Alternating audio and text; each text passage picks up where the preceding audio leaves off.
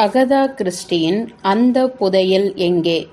அத்தியாயம் 27 அக்டோபர் 13 தொடர்ச்சி. மீட்டிங் அறையிலிருந்த கடிகாரம் 9 அடித்தது. வெல் என்றார் கேட்டர்காம் ஆழமான பெருமூச்சோடு. எல்லாம் திரும்பி பழையபடி என் வீட்டுக்கே வந்தாச்சு என்றார் அலுப்புடன், சிறு கிளிவுடன். வருத்தமாய் அறையை ஒரு சுற்று பார்த்தார். ஒரு பணக்கார அமெரிக்கன் என் கையில கிடைச்சி அவன் தலையில இந்த சிம்னிஸை கட்டிட முடியும்னு ஒரு நிலை உருவானால் அதை உடனே பண்ணிட்டு நேரா ஏதாவது ஒரு ஓட்டலுக்கு போய் வாழ்க்கையை தொடர்ந்துடுவேன். அங்கே இது போல தொந்தரவுகள் தலை நீட்டினா நம்ம பில் என்னன்னு கேட்டுட்டு ஜஸ்ட் காலி பண்ணிடலாமில்ல.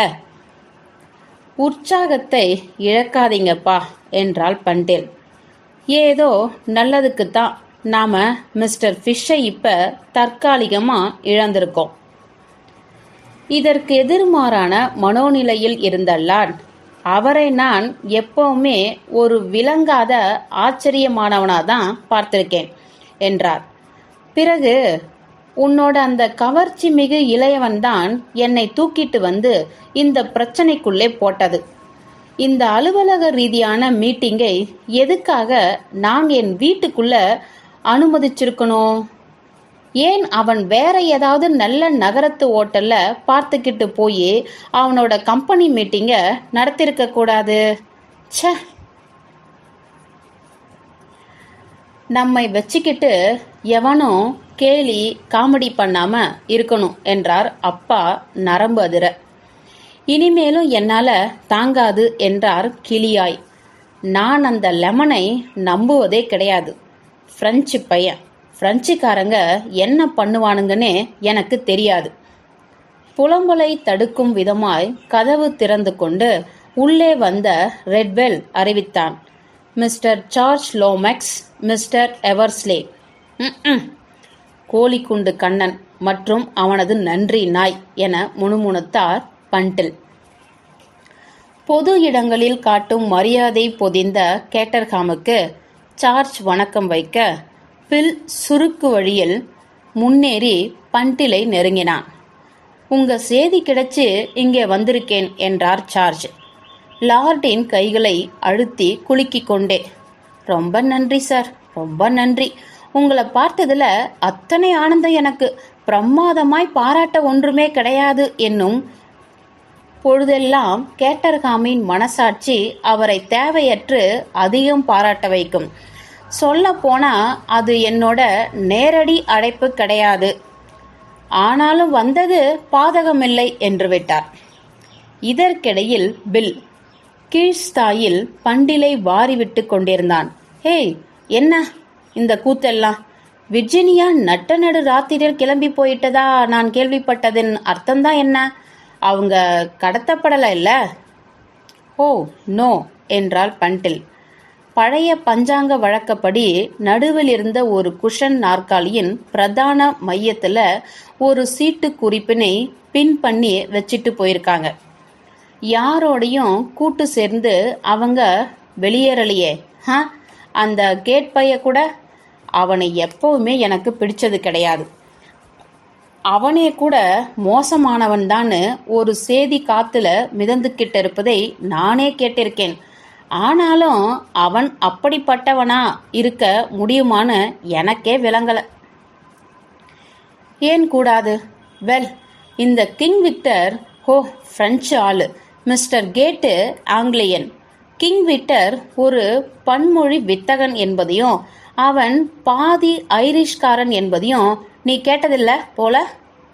ஓ காட், அதனாலதான் அவர் ஒரு அந்நியன் மாதிரி சராசரியா தட்டுப்படாத ஒரு தினுசா இருக்காரா?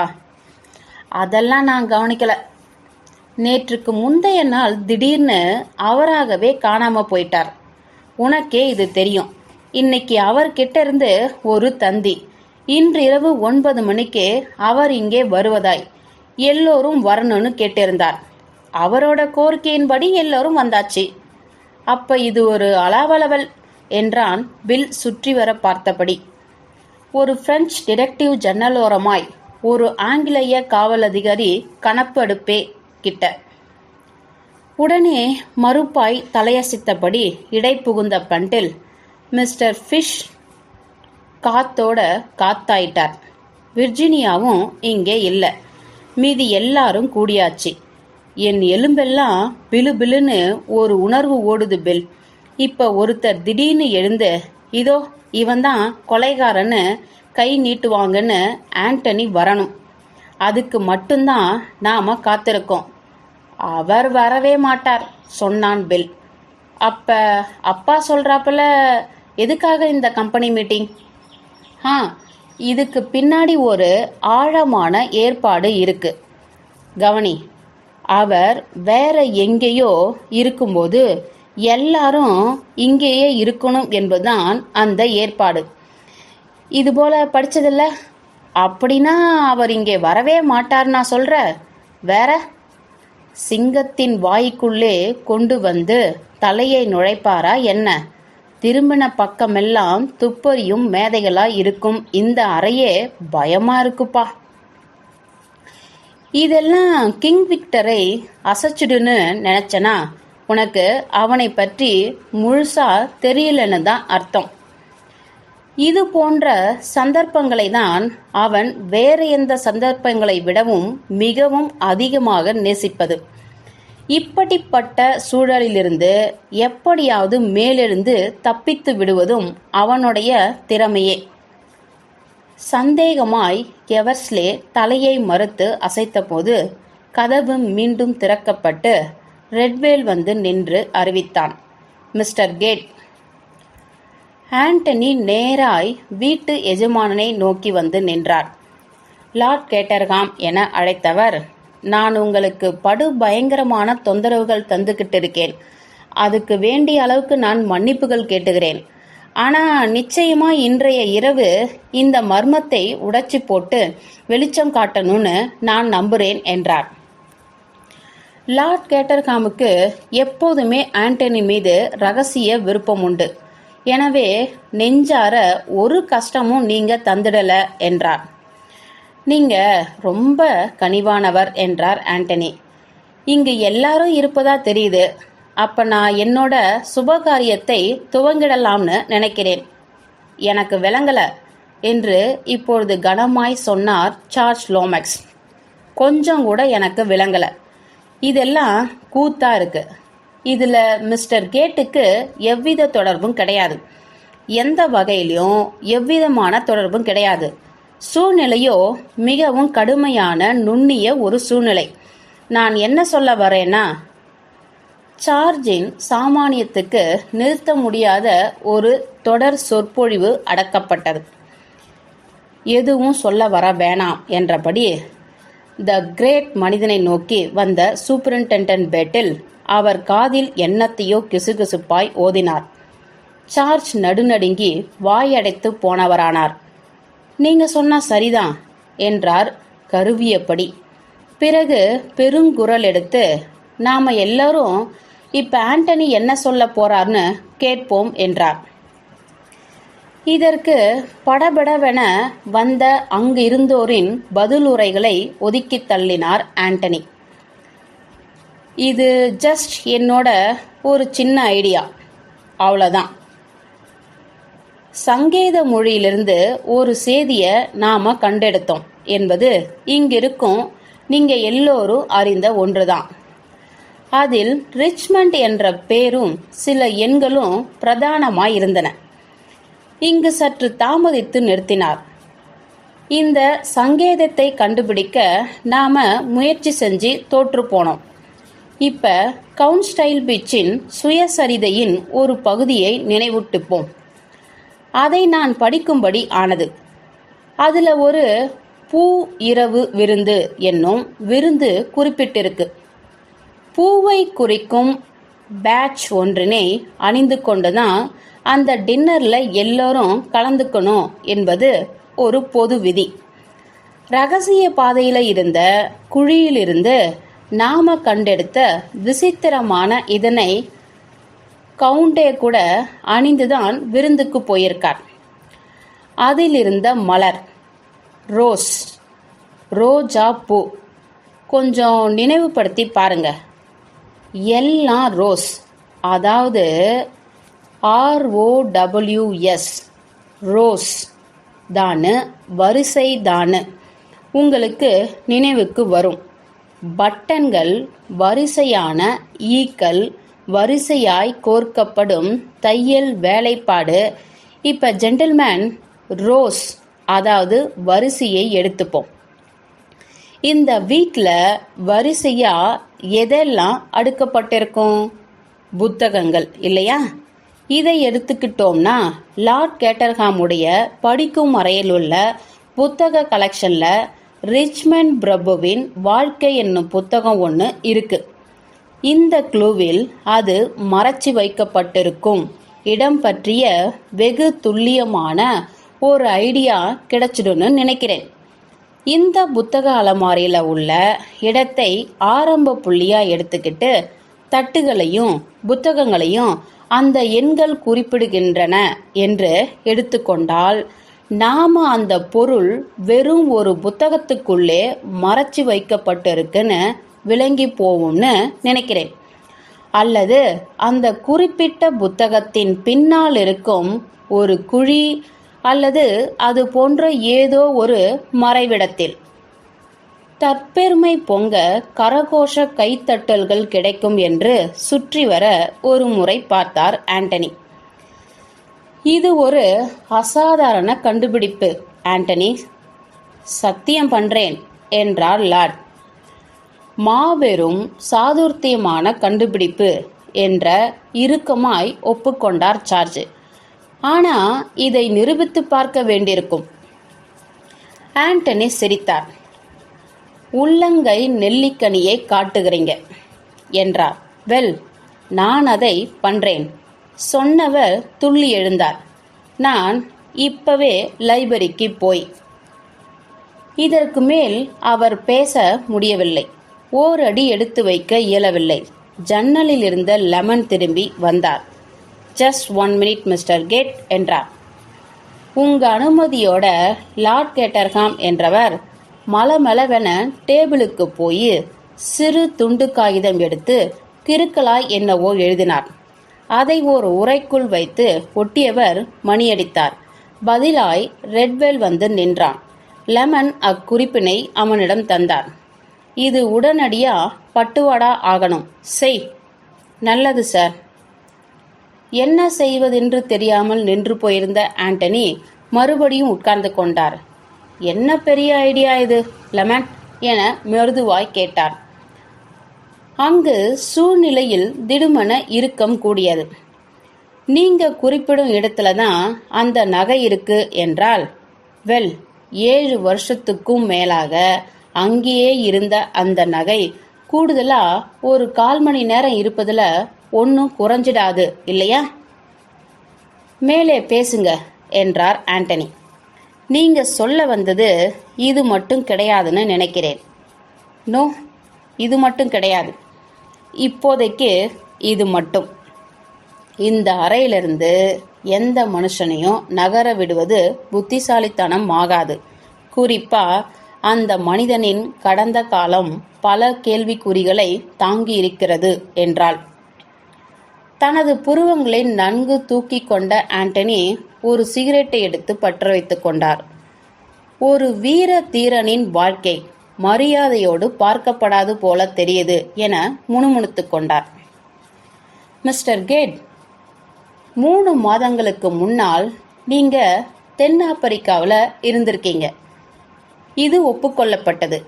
இதுக்கு முன்னாடி நீங்க எங்கே இருந்தீங்க? கனடா, பயங்கரமான வடகிழக்கு. ஒரு சிறையில் நீங்க இல்லைன்னு சொல்ல வர்றீங்களா? ஒரு பிரெஞ்சு சிறையில்? இயந்திரத்தனமாய் கதவு நோக்கி சட்டென போய் நின்று கொண்டார் பேட்டல். ஒருவேளை ஆண்டனி தப்பித்து ஓடினால் அப்படியே அவரை அமுக்கிவிட. ஆனால் அப்படியேதும் நாடகத்தனமான செயல்கள் எதையும் ஆண்டனி செய்துவிடவில்லை. மாறாக பிரெஞ்சு டிடெக்டிவையே முறைத்து கொண்டிருந்த அவர் பிறகு சிரிப்பில் வெடித்து விட்டார். மை டியர் லெமன், உங்களுக்கு விக்டர் மேனியா பிடிச்சிருக்கு. பார்க்கும் எதுவுமே உங்களுக்கு கிங் விக்டர் தான். அதனால தான் நானும் அந்த இன்டர்டிங் ஜென்டில்மேனா உங்களுக்கு தெரிகிறேன். அப்ப நீங்க மறுக்கிறீங்களா? தனது கோட் காலரில் விழுந்திருந்த சிறு சாம்பல் தூசினை தட்டிவிட்டார் ஆண்டனி.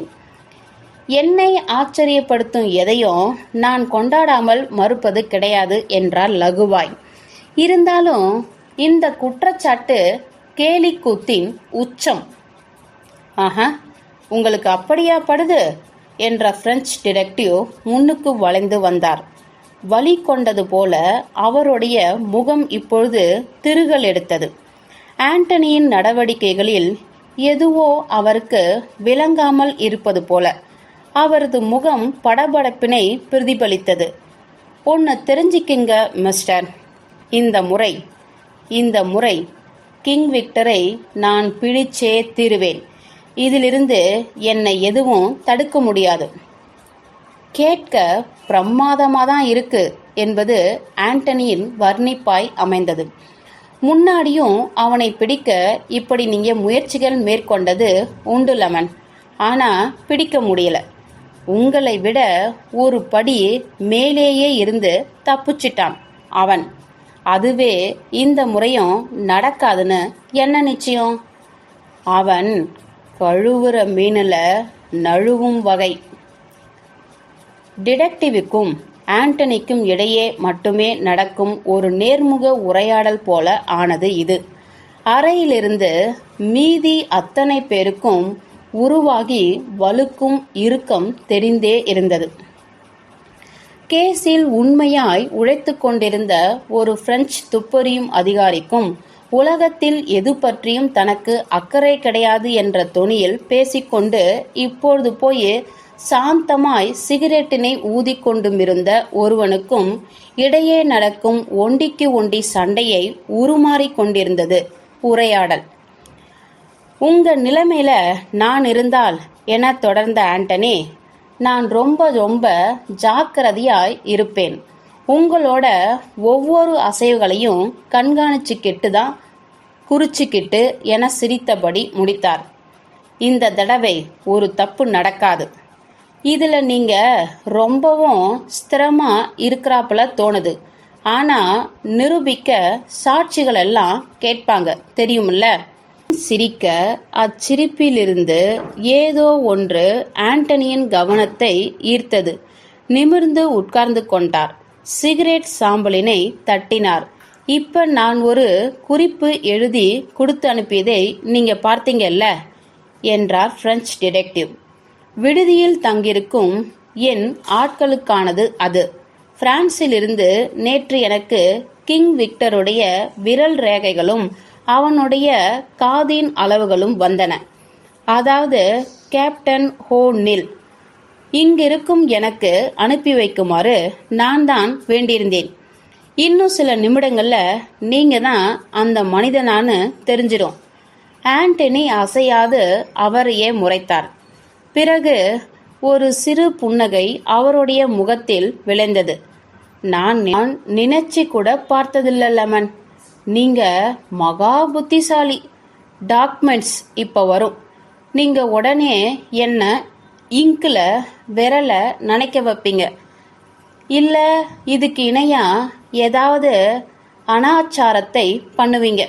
கைரேகை ஒப்பிடுதல். பிறகு என் காதுகளை அளந்து சரி பார்த்து, அடாடா, ஒரு வேளை வந்திருக்கும் முடிவுகளோடு என்னுடவையும் ஒத்து போனால்? வெல், அப்படி ஒத்து போயிட்டால்? ஆண்டனி இருக்கையினின்றும் வளைந்து முன்னுக்கு வந்தார். சொல்லுங்க என்றார். அப்படி இரண்டும் ஒத்து போய்விட்டால் அடுத்து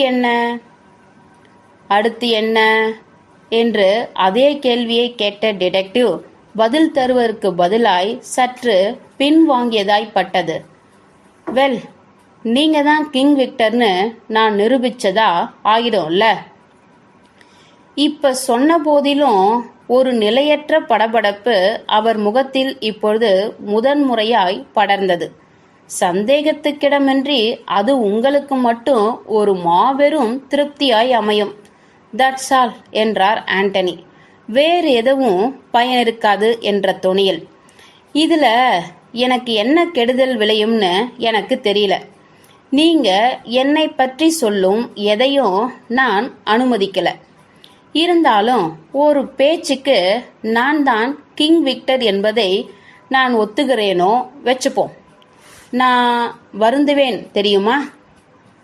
வருந்துவீங்களா? ஒன்றும் விளங்காமல் கேட்டார் லெமன். எஸ், நீங்க உங்களையே கிங் விக்டருடைய இடத்துல வச்சு பாருங்க லெமன், விளங்கும். உங்க கற்பனையை கொஞ்சம் வேலை பண்ண அனுமதிங்க. நீங்க ஜஸ்ட் இப்பதான் சிறையிலிருந்து வெளியே வந்திருக்கீங்க. வாழ்க்கையோட இயங்க ஆரம்பிக்கிறீங்க. வீர தீர சாகச வாழ்க்கையின் முதல் பகுதியை நீங்க இழந்தாச்சு. ஒரு அழகான பொண்ணை பார்த்து காதல் வயப்பட்டீங்கன்னு கூட நாம சேர்த்துக்கலாம் பேச்சுக்கு. அதாவது உங்களுக்கு வாழ்க்கையில ஒரு பிடிப்பு வந்துடுச்சுன்னு சொல்ல இந்த இடைச்செருகல்கள். அவளை கல்யாணம் கட்டிக்கிட்டு ஏதாவது கிராமத்துல காய்கறி வளர்த்தாவது நிம்மதியா பொழுது போனால் போதுன்னு ஆகிடுறீங்க. இனியாவது வாழ்க்கை குற்றமற்ற ஒன்னா அமையணும் என்பது உங்களுடைய முடிவு. இப்ப மறுபடியும் உங்களை நீங்க கிங் விக்டரின் இடத்துல வச்சு பாருங்க. அகப்பட்டு விட்டால் வருந்த மாட்டீங்க? அப்படியெல்லாம் எதையும் நான் உணர மாட்டேன் என்றார் லெமன். இத்தனை நீண்ட விளக்கத்தை நீ தந்திருக்கவே வேண்டாம் என்ற துணி தெரிக்க, நீங்க அப்படித்தான் இருப்பீங்க என ஒப்புதலாய் குத்தி காட்டி சொன்னார் ஆண்டனி. நான்சென்ஸ். ஓ, இது முட்டாள்தனம் கிடையாது லெமன். கமான், நான் கிங் விக்டராவே இருந்துவிட்டால் எனக்கு எதிரா நீங்க என்னவெல்லாம் வச்சிருக்கீங்க? எந்த காலத்திலேயோ நான் எங்கேயோ இருந்தேன்னு நீங்க நினைச்சுக்கிட்டு அந்த காலத்திய சாட்சியங்களுக்கு முயற்சி பண்ணி நிரூபிக்க நினைச்சிங்கன்னா அந்த திரேயாயுதுக சாட்சிகளை எல்லாம் உங்களுக்கு கிடைக்கவே கிடைக்காது. லெமன், நான் என் தண்டனையை அனுபவிச்சாச்சு. அந்த கதை அவ்வளவுதான், முடிஞ்சாச்சு. இதுக்கு மேல எனக்கு எதிரா சாட்சி கட்ட நீங்க ஏதாவது முயற்சி பண்ண நினைச்சிங்கன்னா உங்க டிபார்ட்மெண்ட்லயே உங்க மூக்கு உடைக்கப்படும். நீங்க ஒரு விஷயத்தை மறந்துட்டு பேசுறீங்க என்றார் லெமன். அமெரிக்கா உங்களை நீங்களாகவே பிரின்ஸ் நிக்கோலஸ் ஒப்லோவிச் வேடம் மாற்றி நடந்துகிட்டது. இப்படி செஞ்ச தப்பான முறையில ஏகமான பணத்தை அடைய முயற்சிது. இதுக்கெல்லாம் என்ன சொல்ல போறீங்க? மறுபடியும் அந்த பதில்தான். என்னது? நான்சென்ஸ். ஆண்டனி, அந்த சமயத்துல நான் அமெரிக்காவுக்கு பக்கத்து பிரதேசங்கள்ல கூட இல்லை. இதை என்னால ரொம்ப சுலபமா நிரூபிச்சிட முடியும். கிங் விக்டர் அமெரிக்காவில் தன்னை பிரின்ஸ் நிக்கோலாஸ் மாறுவேடம் போட்டு நம்ப வச்சிருக்கானா? அப்ப அந்த கிங் விக்டர் நான் கிடையாது. பரிதாபமா இப்படி ஒவ்வொரு கட்டத்திலையும் தோற்றுக்கிட்டு இருக்கீங்களே லெமன் என்ற ஆண்டனி இதற்கு ஆவேசமாய் ஏதோ சொல்ல வாயெடுத்த பிரெஞ்சு டிடெக்டிவை பேச விடாது சொல்லுங்க என்று கேட்டார். கிங் விக்டர் மாறுவேடம் போட்டார் என்பதுல நீங்க நிச்சயமா இருக்கீங்களா? அது நிஜமான பிரின்ஸாவே இருக்கும் வாய்ப்பு கிடையாதா? சூப்பரிண்டென்டன்ட் பேட்டில் திடுமென்று இங்கு இடை புகுந்தார். அவன் ஒரு மாயாவி ஆண்டனி. உங்க கருத்தை நான் எதிர்க்க விரும்பல பேட்டில் என்ற ஆண்டனி எப்பொழுதுமே சொல்பவை சரியாகவே இருக்கும்படியான அதிசய குணாதிசயம் கொண்டவர் நீங்க என குறிப்பிட்டார். இது போலவே காங்கோவில தான் பிரின்ஸ் நிக்கோலஸ் இறந்தார் என்பதிலும் நீங்க கரெக்டா தான் இருக்கீங்களா? பேட்டில் அவரை ஆர்வமாய் பார்த்தார். அப்படி என்னால சத்தியம் பண்ண முடியாது சார். பொதுவான நம்பிக்கை அது. பேட்டில், உங்களுடைய கொள்கை என்ன? நிறைய வாய்ப்பு கொடு, இதுதானே? ஆமா, சொல்லியிருக்கீங்க. உங்களோட இதே கொள்கையை நான் அப்படியே இதிலும் கடைபிடிச்சிருக்கேன். மிஸ்டர் லெமனுக்கு நான் போதுமான அளவு வாய்ப்புகள் தந்தேன், ஓடவிட்டேன். அவர் சுமத்திய குற்றச்சாட்டுகளை நான் மறுக்கல. இத்தனை இருந்தும் அவர் ஏமாந்தாதான் போக போறார்னு என்னால சொல்லாம இருக்க முடியல. எனது இன்றைய இந்த இரவு முயற்சியில இதை போல லெமனை குறிப்பிட்டு பேசினார். அதாவது இனிமையற்ற இடையூறுகள் வரும்னு தெரிஞ்சுதான் என்னுடைய கடைசி துருப்புச் சீட்டையும் கையினுடைய கொண்டு வந்திருக்கேன். அது அவன் மேலே இருக்கான். மிகுந்த ஈடுபாடு கொண்டு மாடியிலேயா என்றார் லார்ட் கேட்டர்காம். எஸ், முயற்சி பண்ணிக்கிட்டு இருக்கணும். தலையில் கட்டு. யாரோ அவன் தலையில உடைஞ்சி போகும் அளவிற்கு நொறுக்கி இருக்காங்க. Poor fellow. நான் தான் அவனை கவனிச்சுக்கிட்டு இருந்தேன். திடீரென்று ஐசக்டீனின் ஆழ்ந்த குரல் ஒலித்தது. அது யாருன்னு நாம யூகிப்போமா? உங்களால முடிந்தால் என்றார் ஆண்டனி. ஆனா திடீர் ஆக்ரோஷத்துடன் லெமன் இடை புகுந்தார். இதெல்லாம் முட்டாள்தனம். என்னை மறுபடியும் ஏமாத்திட்டு ஓடிலாம்னு திட்டம் போடுற நீ சொல்வது உண்மையா கூட இருக்கலாம். அமெரிக்காவில் இல்லைன்னு சொன்னது. ஆனா இன்னொரு விஷயமும் இருக்கு. கொலை. எஸ், கொலை. பிரின்ஸ் மைக்கேலின் கொலை. நகைகளுக்காக நீ அன்னைக்கு ராத்திரி தேடிக்கிட்டு இருந்தபோது அவர் இடையூறா நுழைஞ்சிருக்கார். ரொம்ப நான்சென்ஸா பேசிக்கிட்டு இருக்கீங்க. ஒரு துப்பறியும் அதிகாரியா கொஞ்சமாவது சாதுர்த்தியமா நடந்துக்குங்க. எப்பவாவது கிங் விக்டர் கொலையில இறங்கியிருப்பதா நீங்க கேள்விப்பட்டதுண்டா? கேட்க ஆரம்பித்த ஆண்டனியின் குரல் உயர்ந்து கொண்டே போனது. என்னை விட உங்களுக்கு அது தெரியும். அவன் ரத்தம் சிந்தும் வகை கிடையாது. கொலை அல்ல அவன் வேலை, அது கொள்கை. அப்ப உன்னை தவிர வேற யார அவளை கொன்னிருக்க முடியும்?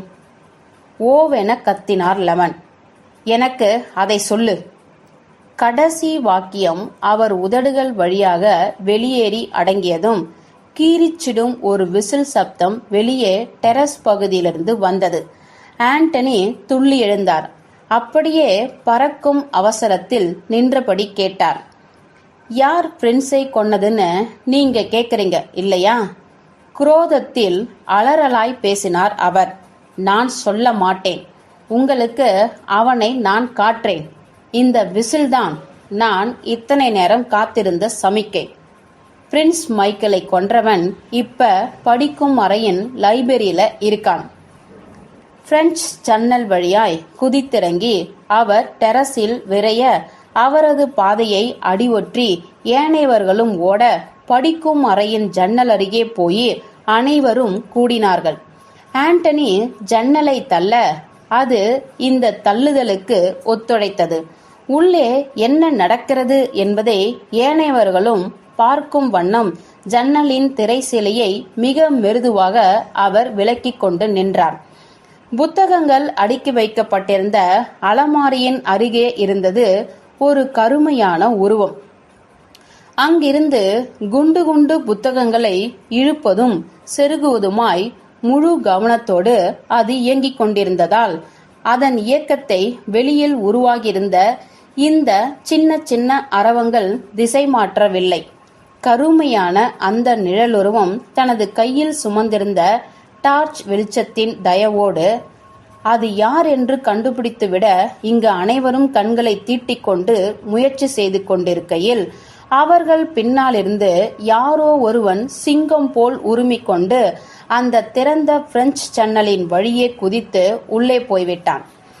இதில் கீழே விழுந்த டார்ச் அதிர்வில் அணைந்துவிட்டது.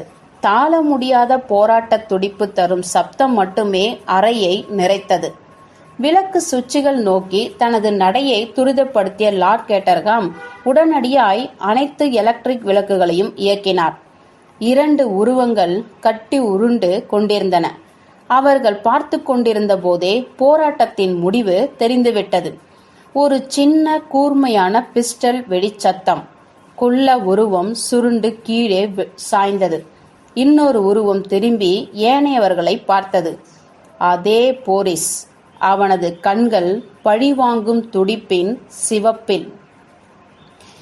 இவன்தான் என் மாஸ்டரை கொன்னது. அவன் உருமினான். இப்ப என்னை சுட பார்த்தாள். போராட்டத்தின் போதே இவகிட்ட இருந்து பிஸ்டலை உருவி எடுத்து சுட்டு பொசுக்கிருப்பேன். ஆனா குழப்பத்துல இவதானா சுட்டுக்கிட்டா. செயின் மைக்கேலை சுட்டார். பேய் பிடிச்ச இவ செத்துட்டான். ஒரு பொண்ணா? நடுக்கமும் அலறலுமாய் சொன்னார் ஜார்ஜ் லோமெக்ஸ். அனைவரும் ஒன்றாய் நெருங்கிப் போனார்கள்.